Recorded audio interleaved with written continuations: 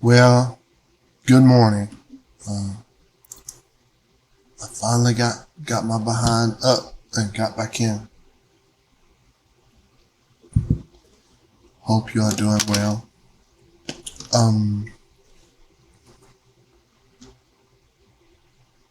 Let's see what we got. I got to get everything, man. My whole dang thing. Everything you got to get, I got to get in here. So, I'm going to see if I can listen to some guerrilla history, the history of the guerrilla people. Let's see if I can get it going. And go up in here for a death match. You remember Dien Bien Phu? No. The same thing happened in Algeria, in Africa. They didn't have anything but a rifle. The French had all these highly mechanized instruments of warfare, but they put some guerrilla action on. Welcome to Guerrilla History, the podcast that acts as a reconnaissance report of global proletarian history and aims to use the lessons of history to analyze the present. I'm one of your co-hosts, Henry Alkamaki, unfortunately not joined by my other co-host, Professor Adnan Hussain, who of course is a historian and director of the School of Religion at Queen's University in Ontario, Canada. I am fortunately joined by a returning guest host who will be very familiar to listeners of Guerrilla History, Brett O'Shea, who of course is host of Revolutionary Left Radio and the Red Menace podcast, as well as former co-host of this podcast. Hello, Brett. It's nice to see you again. Hello. Yeah, very nice to be here, as always. Of course. We are continuing our mini-series today, but before I remind the listeners of the mini-series and introduce our wonderful guest, I would like to remind listeners that they can help support the show and allow us to continue making episodes like this by going to patreon.com/Guerrilla History. That's GUERRILLA History. And you can follow us on Twitter to keep up with everything that we're putting out individually and collectively at Guerrilla_pod. That's GUERRILLA_pod. As mentioned earlier, this is a continuation of a mini-series, and specifically our mini-series on the history of modern China, featuring the one and only Ken Hammond. Hello, Ken. It's nice to have you back on the show. Glad to be back again. We're going to have a good way to wrap up our series today. Absolutely. So to remind the listeners, Ken is professor of East Asian and Global History at New Mexico State University and is author of the book China's Revolution and the Quest for a Socialist Future. As Ken mentioned, this is the conclusion of our mini-series on modern Chinese history. This is part 4. So listeners, if you are tuning in now and you haven't heard the rest of the series yet, I highly recommend that you go back and check that out now. We had a preambulatory episode back in September on China's Revolution and the Quest for a Socialist Future. That was before we knew we were going to be doing this as a mini-series. And then we had the first 3 parts of the series on the Taiping and Boxer rebellions, the Chinese Civil War and Revolution, and last time we talked about the Cultural Revolution and the Great Leap Forward, kind of both parts of that in that conversation. And in this episode, we are going to be talking about the Deng Reform period. So before we get into the actual conversation here, I just want to let everyone know that, yes, this period is rather controversial. There's going to be very strong opinions in both ways. We want to let you know, as we get into this, that we're not going to be telling you that one ideological position is the correct position. We have faith in you in being able to synthesize information, and this is meant to provide that sort of information to you so that you are well equipped to synthesize all that we're providing with for you, and then make principled ideological decisions on your own. We're not here to tell you that we're the arbiters of what's right and what's wrong, but simply that we're here to give you that nice information in a way that hopefully is useful to you. So, Ken, picking up where we left off last time, we left off with the death of Mao, and you had just started to introduce who the Gang of Four were. So perhaps you can touch on what the kind of geopolitical context of Mao's death was, because it was a very a very interesting time in Chinese history. A lot of things were changing right at the time when Mao died. You mentioned that year was kind of a tragic year for China in many ways. And then can you let us know about the case of the Gang of Four, because that was really where we left off last time. Sure. Yeah. Well, yeah, you're quite right. 1976 was a tough year for China, for the Chinese people.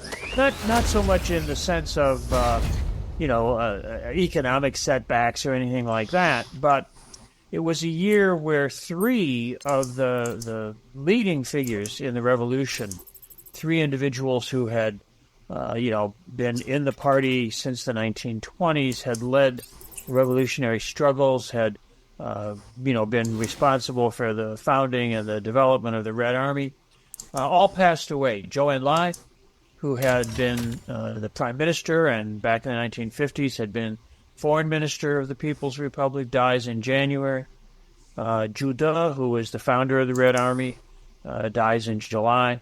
And Mao Zedong, of course, the chairman of the party, the leader of the revolutionary struggle in many ways, dies on September 9th of 1976. In the midst of all that, in late July, there's the Tangshan earthquake, which was a huge, devastating earthquake, killed several 100,000 people. Tangshan is a little distance northeast of Beijing. Tremors were felt all the way in the capital. This was a very, very big event, very devastating, taken by many people as indicative, within sort of Chinese traditional cultural cosmological ideas, that great changes were underway, that the country was in a sort of moment of crisis and something had to give. So that sets the stage for a period, a couple of years of struggle, of efforts within the party to sort of learn from the experience of the first 3 decades of building socialism in China, and reassess the situation and decide how to go forward from that point. And critical in that was the struggle against what was called the Gang of Four. The Gang of Four were 4 individuals: Jiang Qing, who was Chairman Mao's wife, Yao Wenyuan, and Zhang Chunqiao, who were longtime party sort of ideological activists, and Wang Hongwen, who was one of the workers down in Shanghai back in 1967, who had become a leader in the Shanghai Commune that we talked about last time. And these 4 had sort of constituted a focal point, a political position in the struggles within the party in the 1970s. They were very focused on issues of the superstructure, the ways in which the dialectic between the base and the superstructure play out, the ways in which old ideas, if you will, harkening back to some of the things we talked about with the Cultural Revolution, needed to be revolutionized, needed to be overthrown. So they constituted what we might think of as a strong left position within the party. And they were in tension with, in conflict with, many times, what is often referred to as the more pragmatist or the more, down-to-earth side of the struggles within the party. Those people who argued that what was necessary in building socialism was to concentrate on the economic base, concentrate on technological and scientific development, and concentrate on the tasks of building a new economy, which were complex and challenging and required the party and the people to really work together in ways that would be constructive and building up the economic foundation for a future of greater prosperity. And that grouping was sort of centered around Deng Xiaoping. Deng Xiaoping, who had been closely associated with Liu Shaoqi, who of course had assumed the presidency when Mao stepped down after the Lushan plenum back in 1959. Liu Shaoqi died in the course of, he had a severe illness and died in 1969 in the midst of the sort of turmoil of the Cultural Revolution. But Deng Xiaoping who had been, sidelined during the CR, is brought back to sort of oversee what were called the 4 modernizations in science and technology and things like that. Then he's purged again, brought back again, and given positions of responsibility by Chairman Mao. But then in the spring of '76, after Zhou Enlai's death, when there's a popular movement in April at what's called the Qingming Festival, the sort of Day of the Dead kind of festival that they have in China. Many people in Beijing assembled at Tiananmen Square to place wreaths and banners and things honoring Zhou Enlai. That was seen by the Gang of Four as endorsing, their people who had the opposite political position that they were holding. And at that time, Chairman Mao was already so ill that he was not really kind of managing day-to-day affairs.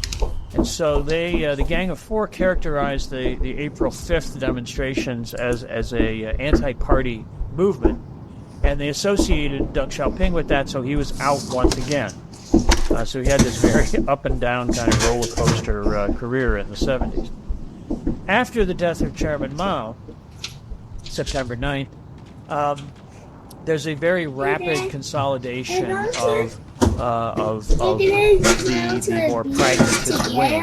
We're going to go to the beach together next week. There's a consensus emerges that they want your to move sandcastle, away you have to build your from sandcastle, don't these you? very militant positions that were held by the Gang of Four. And so in early October, just about Wow, a month that's gonna be after Chairman great. Mao died, Chairman Mao's what's called the bodyguard unit of To the take this guy PLA.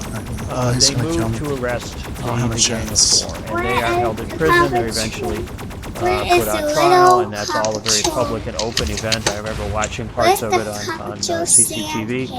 So I can make a sand And castle. that leads to prison maybe sentences maybe for we them, can although find it. none We'll of have to them look serves for out it. their full term in prison. They all get released Yeah, at one we'll have point to or look another for it. as we move deeper into the reform period. But So I don't want to let my they are friends down here. removed from positions of influence. So I'm trying And to that get doesn't, here, though, so- immediately resolve the internal questions. There are That's still a lot of hit distinct points. positions about how to go forward. There's a feeling get rid within of the them. party, and I think on the part of many people, So that the we'll Cultural have to Revolution, look for it. had been, on the one hand, had been successful in awakening within Have the you got party your Roblox started yet? recognition of the need for closer integration, the recognition, the sort of re-engagement with the perspective that the party is the instrument of the masses. The masses are not there to carry out the party's will. The party is there to manifest and fulfill the wishes, the desires, the needs of the people. Okay. And a lot of people felt that, but they also felt All right, let's see how that we're the doing. mass political campaigns, the turmoil of the Cultural Revolution, which Chairman Mao, of course, Got a has few things characterized as done, great as it chaos under were, heaven, behind it. situation excellent, but I need to, done its part, had played itself Get off out, and get my and daughter's in many ways breakfast had been a together. very difficult period. hungry, a sweetie? period in which, No, many did you already errors, have many breakfast? mistakes were also made, and it was time for. Well, you for gotta new eat orientation. something, But so exactly you'll what grow. that new orientation was You want to gonna grow be or you want to stay took a couple small? of years to hammer out. It's not until You want to grow. the Okay. end of 1978 So Daddy's gonna go that get your breakfast together and bring us a up. new direction, a consensus about a new direction emerges. And even then, as we'll talk about going forward today, there's not a uniform. Well, people live longer these days. approach. dear. It's not that everyone totally agrees Because we learn about more every about our point health and in stuff. the reform program or how We to stay away implement from too reform. much Chick-fil-A But there and comes to be a nuggets and stuff. consensus, a broad enough consensus Let's see. that So that daily significant battle- changes are needed. battle. And Let's so see. by the end of I wish I could 78 find somebody and to play going with. forward from then, for one thing, Deng Xiaoping reemerges, battles, comes back 2 of them into there. public view. He doesn't didn't- assume the didn't get position mixed up. of chairman of the party. He doesn't become All right, president so of I'll try to the get back country. on there. Thanks He for becomes a tuning in, vice and, premier. Sorry I a didn't sort get, of second much tier time position there. at But the Judy central calls, leadership. and I'll see you. But he does